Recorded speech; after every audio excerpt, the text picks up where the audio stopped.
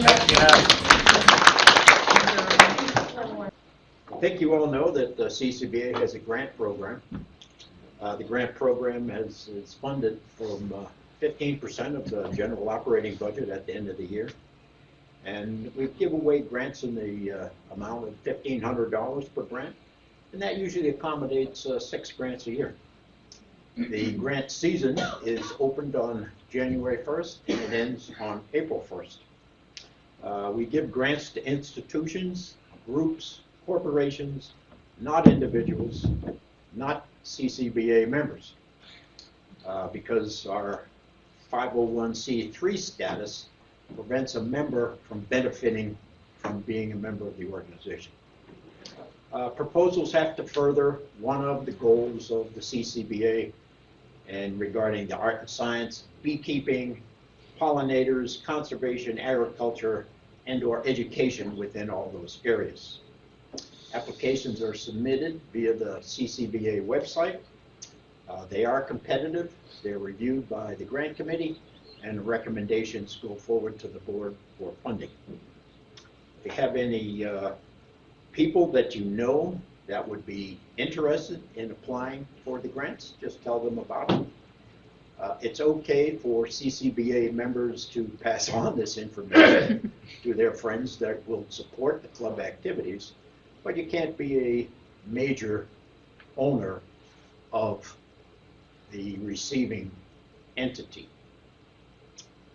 If you have any questions about that, or if anybody else has a question about it, you can drop me a line at grants@chescobees.org, and I'll answer any questions that people may have about submitting grants to the club. Any questions about it? Yeah. Well, Charlie? if you're a member of an organization, can that organization apply for a grant? Yeah. Okay. And there's a part of the grant submission process where a relationship can be put down. You know, a CCBA member can be a member of the organization, just can't run it. Yep. So there's disclosures in there. How many applications do you usually get a year? Oh, we usually get maybe up to 8. Yep. So some are rejected. It is competitive. I guess, do they have to be in Chester County, Delaware County? Not necessarily. Most of our, so we give preference to people in Chester County, Delaware County, New Jersey. Montco 1 year, I think. Is what? Montco, Montgomery County, I think we did. Oh yeah, Yeah, in conjunction with Montgomery them. County too. The Beekeepers. That's right. In Yeah. conjunction with them, we funded Martha's House, was it? Yeah. Yep. And so I can have the next slide. I'll show you some successes. This is Jenkins Arboretum. They had a cottage bee garden. So there's a before and after slide. That on the left, that nice lush garden is mostly full of invasives and things that have overgrown. So they kind of like bush hogged that area, and with some volunteer help too.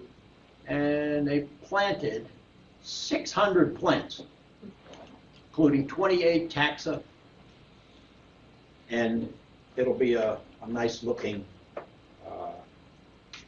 area.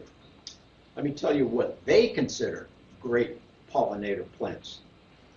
For all pollinators, they have yarrow, nodding onion, Atlantic camas, bluebeard, coneflower, sunflower, lavender, sundial lupin, lance-leaf loosestrife, eastern bee balm, spotted bee balm, pink evening primrose, large flowered beard tongue, fire pink, 4 different kinds of goldenrod, lamb's ear, Stokes aster, blue wood aster, heath aster, Carolina lupin, speedwell, and Culver's root.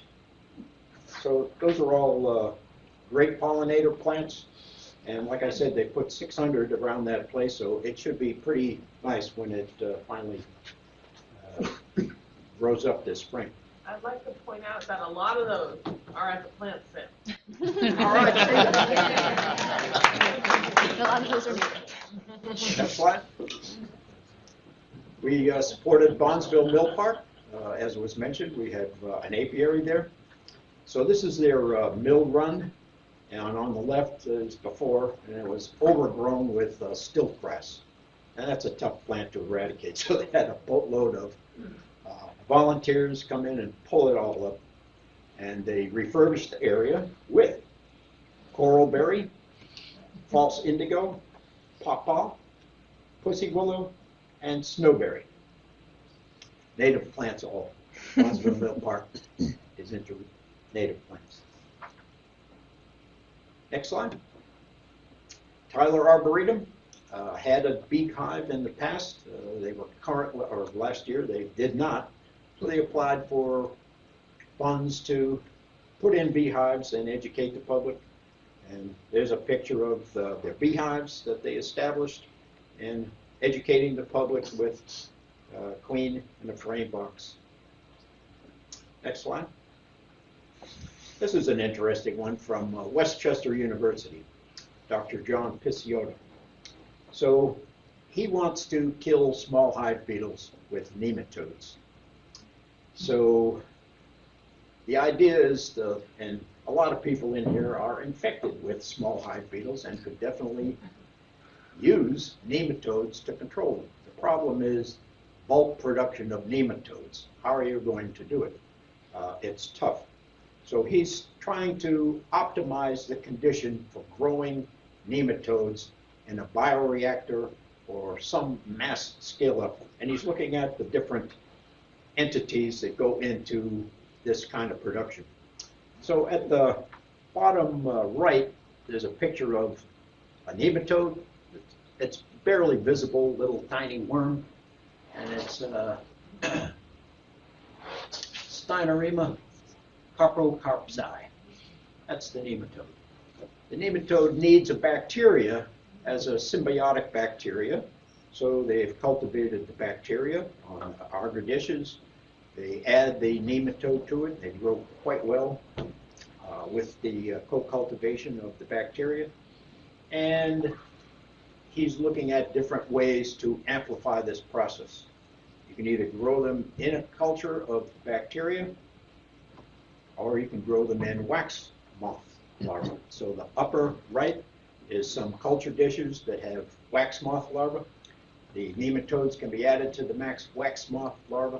They infect the wax moth larvae, multiply inside until they pop and kill them, and then you get a lot more nematodes. So they've experimented with all those different conditions. And they're hoping to perfect their technique so they can grow them in bulk. Interesting project that we funded.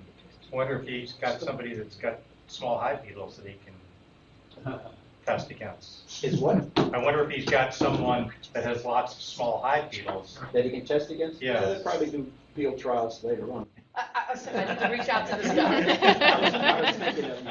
So if he's trying for field trials, we'll mention Donna. Next slide.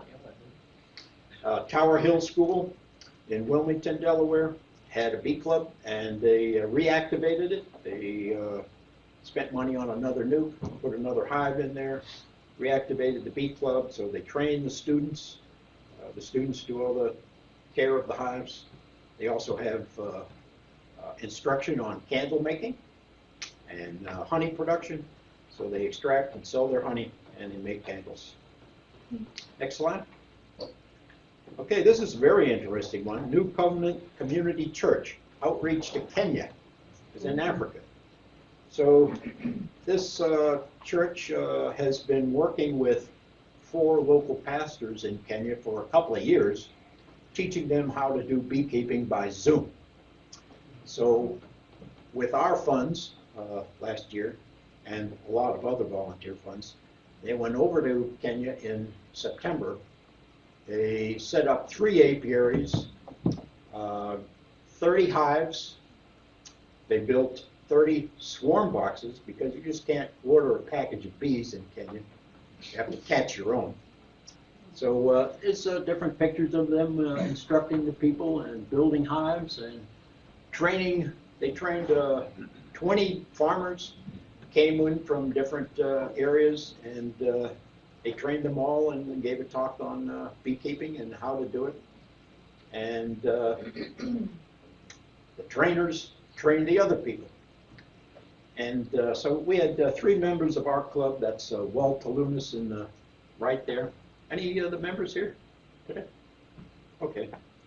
3 members of our club went over, and other volunteers from New Covenant Community Church.